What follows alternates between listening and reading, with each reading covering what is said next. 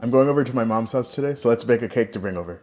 It's a cranberry and raspberry upside down cake topped with a vanilla bean whipped cream. So we're first going to be working on the topping for the cake, and it's going to be a mixture of cranberries and raspberries. So to a pot, I'm going to be adding in some cranberries and then have some sugar. We're going to be cooking these on the stove until they start to burst a little bit. With our cranberries off the heat, I'm going to be adding in some frozen raspberries. I'm then going to be adding the mixture to an 8-inch cake pan.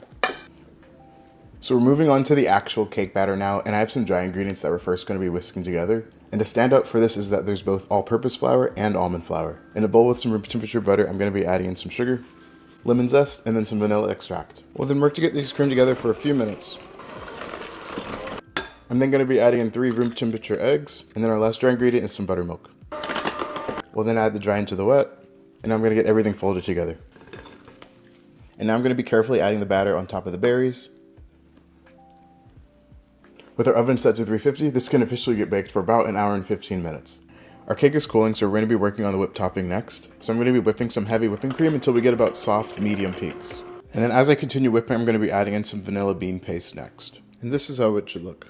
So our cake was in the oven for about 1 hour and 15 minutes. There was a little bit of cracking on the bottom, but that's totally fine.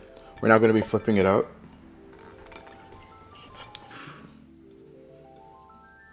Alright, so by the looks of it, I probably could have kept it in the pan for a little bit longer, but it's totally fine. We let the cake continue cooling down, so now I'm going to be adding on top the whipped cream. Overall, I'm pretty happy with how it looks. You definitely do want it to cool down, or else the topping will definitely melt into the cake. But now for the best part, I'm going to have a slice. I really love the mix of the cranberries and the raspberries. Even though we use lemon zest, I think you could definitely do orange as well. The cranberries and the raspberries are super sweet, so I'm happy that the whipped cream and the cake itself are much more milder. This cake was pretty easy to put together, so I hope you give it a try, and of course, I'll have the recipe details in the caption.